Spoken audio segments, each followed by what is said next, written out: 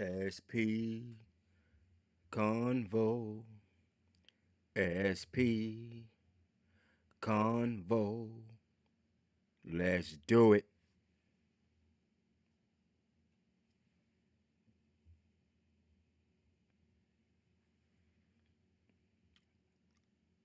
All right, we're back on the scene.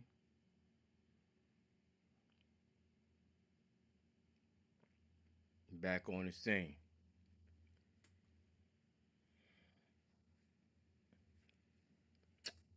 You know, America has changed in the past 10 to 15 years, but America made a 360 two times, which equals a 720 within the past 5 years.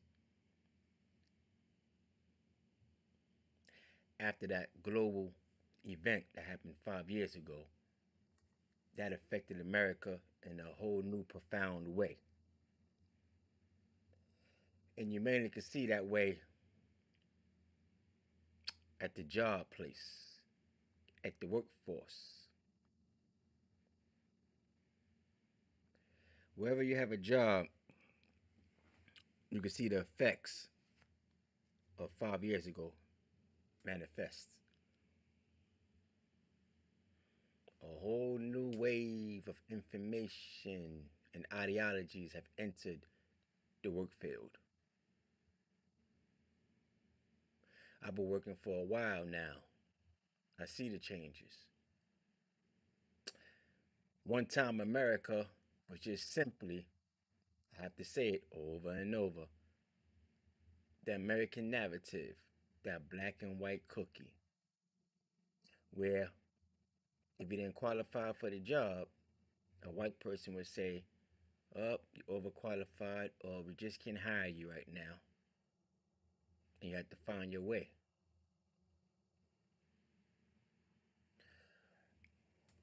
So it's easy for a person of skin color or dark hue to find their way. They worked at low income jobs or whatever trade they had, they used that to their, you know, best of their ability. They had a trade of fixing things. They knocked on people's doors, asked if they needed any help fixing things, refrigerators, floors, tiles, you know, ovens, whatever skill that person had, they do. Now, if you're in the city, you don't have that much education that caused you to have a low-paying job. Usually, you worked at a fast food restaurant, some department store, a shoe store, things like that.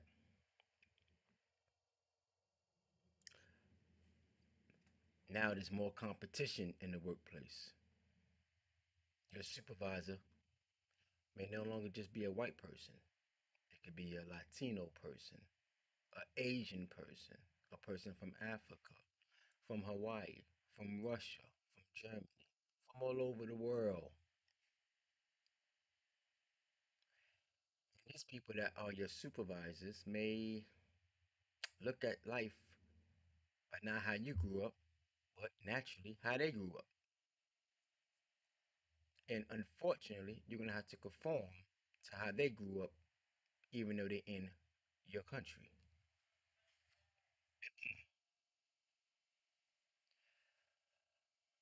In order for you to understand that, you have to be a person with some sense. You have to have some experience. You have to think outside the box. You have to understand the climate, the setting. So, today I'm going to speak on how to deal with individuals that come from different parts of the world, who may be a supervisor and or manager, who may be overqualified to be in that position or underqualified to be in that position. That could be your spot, that should have been your spot, or maybe you didn't do enough to be in that spot. We'll get into all that.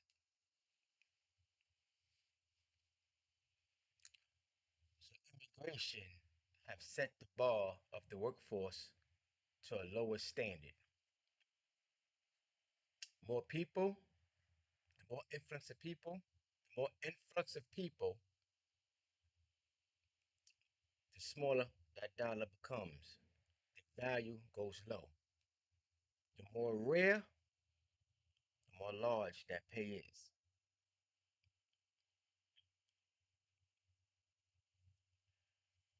So, let's just say you're working at a fast food restaurant, it's 10 employees, but you have a crowd of people wanting their burgers, their fries, their shakes, their drinks, their service. Back then, you probably had about 10 employees working in one restaurant. Let's say the restaurant expanded. Now they got over 50 employees.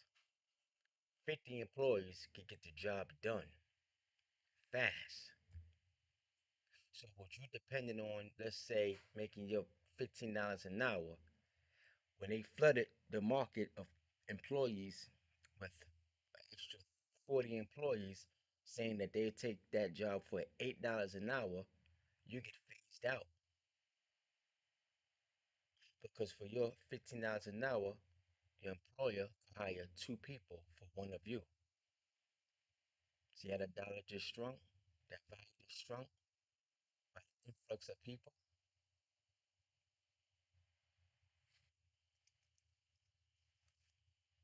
So how do you get around it? Making yourself comfortable, used to making $15 an hour, and now you have been outed for two individuals that's taking your 15 split in half to make $8 an hour apiece. All your bills, your lifestyle has been riding off that $15 an hour, and now you just went back to nothing. You got out by somebody else who cried, demand for your job, and they do it at lesser pay. That's the competition. That's America's competition at the workforce. How to survive amongst individuals that entered the country that's showing them that they could do it for less. But there's a trick that they have up their sleeve that you don't know because it's about the way you was brought up. In America, you are taught to be within your family to a certain age. Grow out, move on. So it's more of an independent mindset in America. That's coming to America. They don't have an independent mindset. They have a work as one whole group mindset, collectively.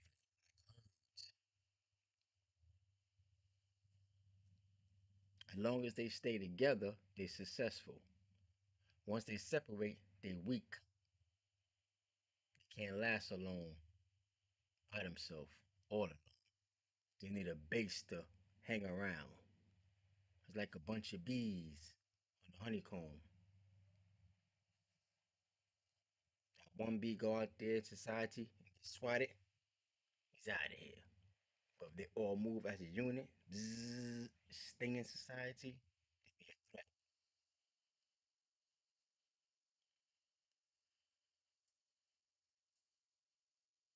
So you're gonna have to utilize your skills and everything you was taught to know who you're dealing with.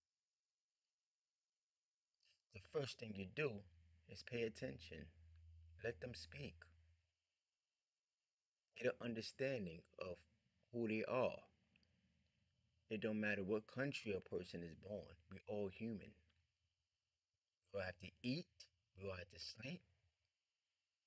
We all have to poop. We all have to pee. So there's no difference. Where you grew up is a difference, but not what you seek for in life. We all need to survive. Just get an understanding of how they survive, and you can work your way around that. Number two, say less. Back in the days, you was able to speak to your coworker and have, job chatter, talk at the water cooler. You say this, you say that. Everybody kiki kiki kiki. It's the employees or lower management versus mid management or the bosses. Everybody got their little work band. It's different now. These people that's around you, they want to hear information so they can climb up. Because in reality, they don't know how to get around independently. As I said to you, they only know how to get around collectively. So when you say something, all they know how to do is run back and go tell what you say, hoping to get rid of you. But since you know that it's the game plan, you say nothing. Just do your job. Three, you have to keep it basic. Come to work. Punctuality. You have to always keep your foot on the gas pedal and never let nobody think you lazy or content. America's a large country, 50 states. You conditioned to travel from here and there. One plane ride to get you from one state to another state within 2 hours, covering more than 400 miles, 300 miles, and you're still in the same country. Don't you know in other countries they take a plane ride for 2 hours, they're in another country, but on the same landmass, but the country is different? That's an advantage you have. Never forget where you at and the things you could aspire to have based on what you already came from. Understand that. So, America's competition is you within yourself because nobody could take nothing from you if you don't allow them to. Four, military personnel travel all over the world. So an American military personnel is still counted as an Americans, right? Anything that have the USA stamp to it, you're considered an American. So when people tell you, "Oh, Americans don't have no passport, Americans don't travel," that's a lie. The U.S. military is part of the American government. They are U.S. citizens and they travel the world. So Americans do travel.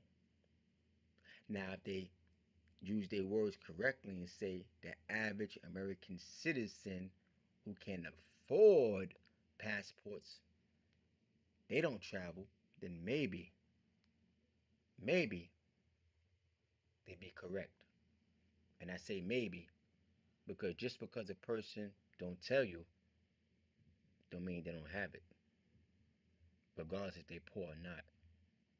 It don't cost that much to get a passport. And a passport is just a ticket allowing you to leave the country to go to somebody else's country. It's a pass. That's what it's called, passport. It's a pass. Like you pay for your ticket to go to a venue. That ticket is your pass to get you into the venue. Same thing.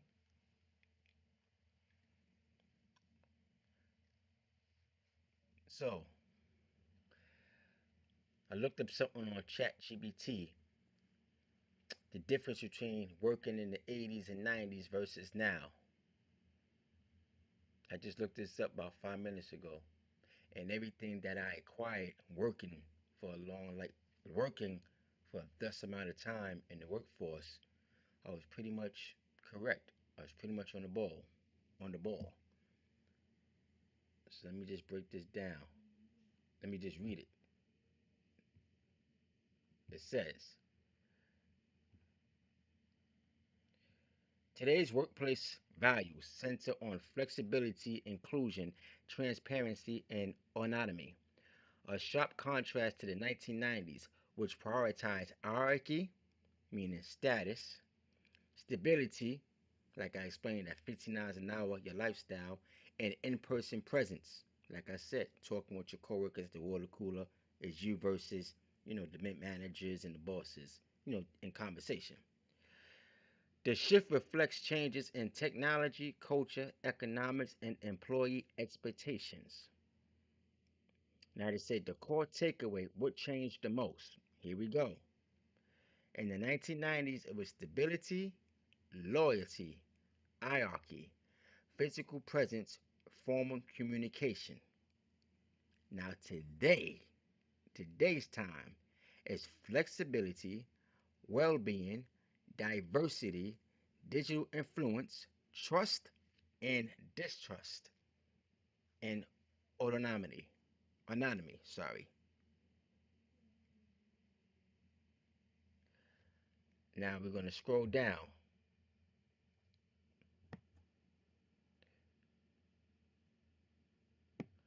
How the workplace values evolved.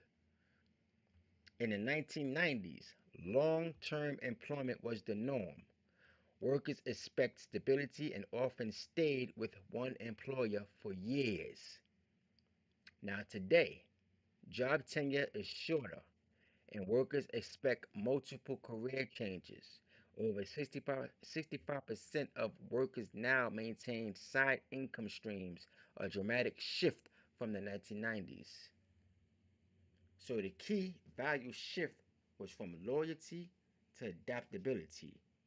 Like I said, you got people that's listening out for your information so they could run tell that and jam you up because there's no loyalty now because these people have a mindset of they come in and get what's yours because it is yours.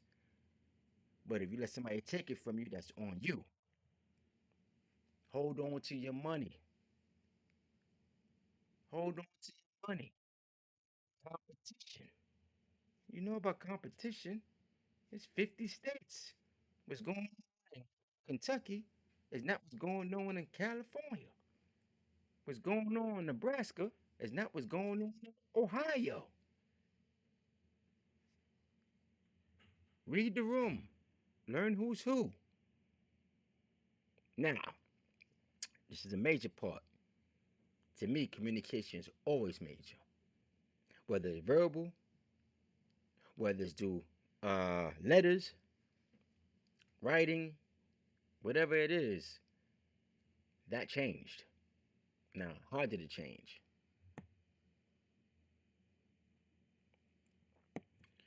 Communication, formal versus instant, formal versus instant communication.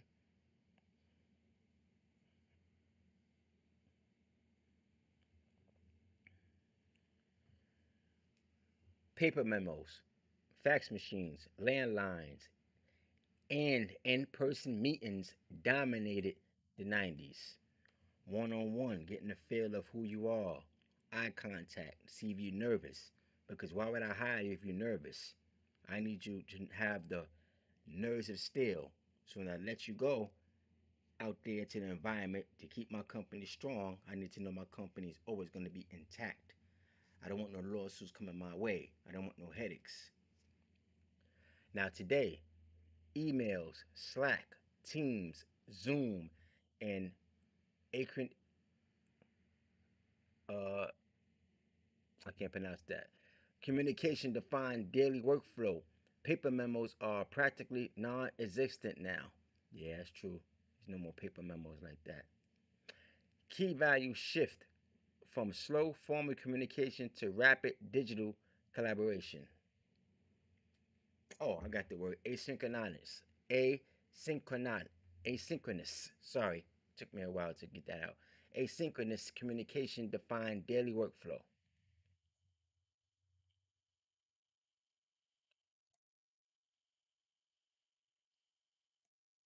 Culture and dress code, formal versus casual. Here we go now. Check it out. Check it out. This is what I'm trying to tell you. This is where you didn't have to. Back then, you had to be the. Let me. I'm getting too passionate. Let me take it back. Back then, you had to have structure, a standard. You had to stand on something. You had to establish yourself.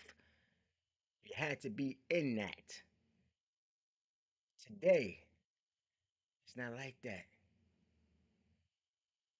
In the 1990s, you had to wear suits, ties, and business formal was standard. That was the top. That was the elite.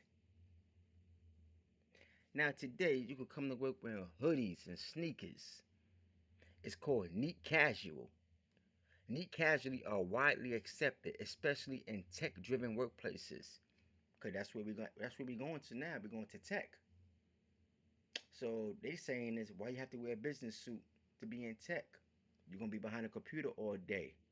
As long as you look decent and make yourself comfortable, because you're using your brain more so than your physical, you know, physical labor. But there are physical labor if you're in the lower department of IT. If you're doing repair, hardware repair, computer repair, and taking out servers and things like that, then you gotta get dirty.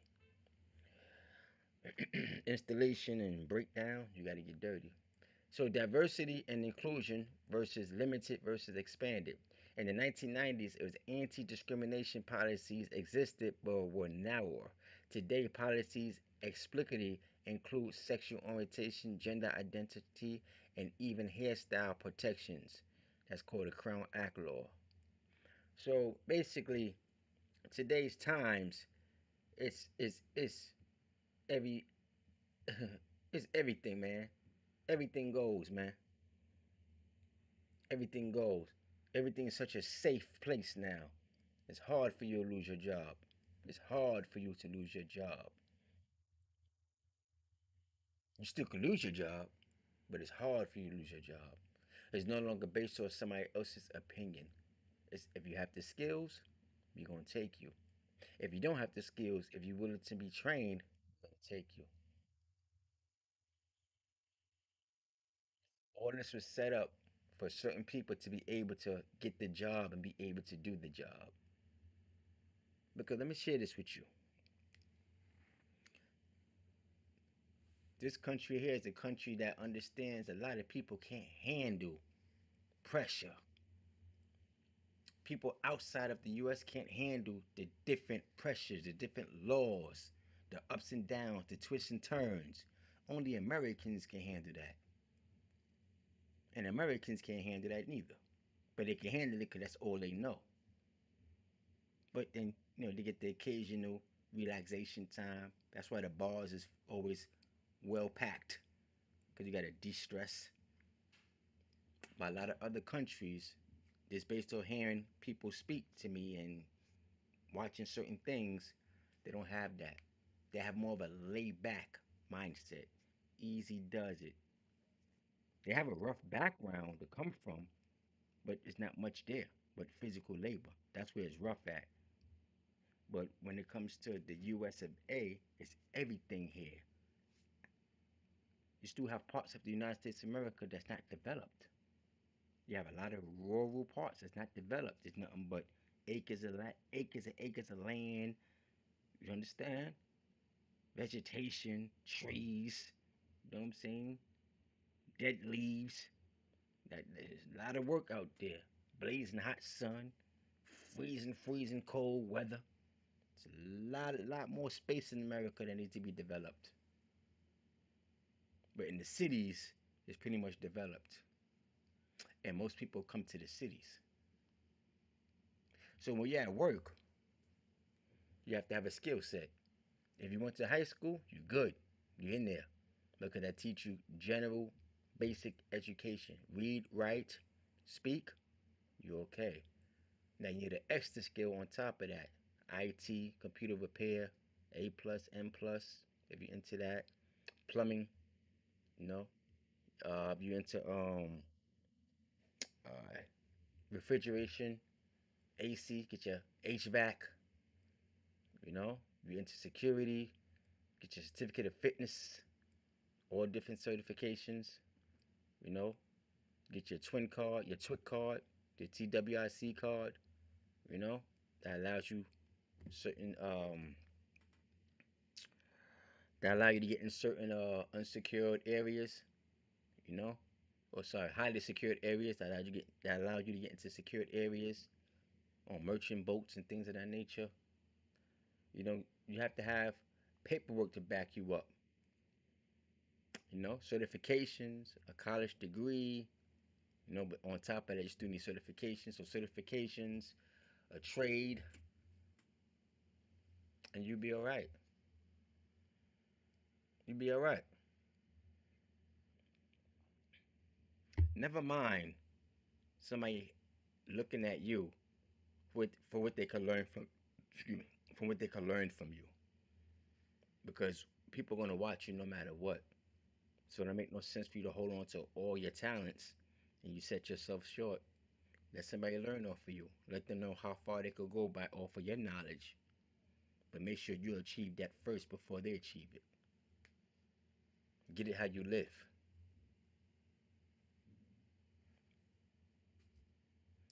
That window's getting more narrower and narrower. And the only way you're going to thread that needle is if you have skills.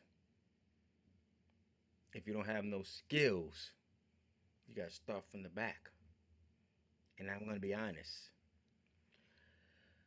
How could a person born and raised in a country like the United States of America, 20, 30, 40 years, don't have no skills and allow somebody that come from a country that have lesser skills than you and really don't know what they doing in the country, how you let them get an edge on you?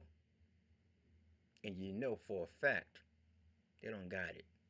You know for a fact somebody's pushing them to go ahead, guiding them like a remote control. And there's nothing you could do about it because there's somebody that want that person to be in your spot because you allowed that person to be in your spot because you're already here. You're already here. So I can't be fake about that. You have a lot of people that ain't do what they supposed to do in life. And you also have a lot of people that was told to do what they was told to do in life. You have a lot of parents that wanted their kids to stay back and hold back. And the parents didn't want their kids to succeed them. Not knowing that this new group of people will be entering the country to take that away from their children. Things happen in life. It happens. So this is the competition that you have to be aware of. You have to be ready for it. It's the competition you have to be aware of and ready for it.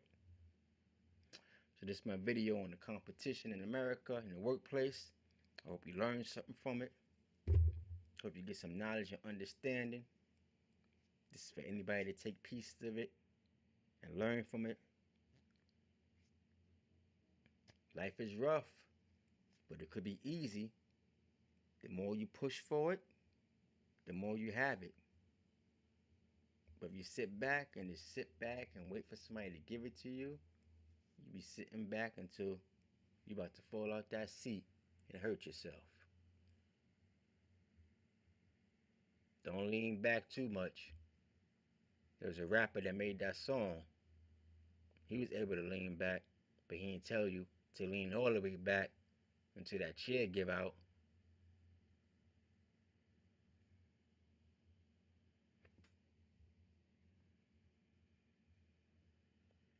SP Convo.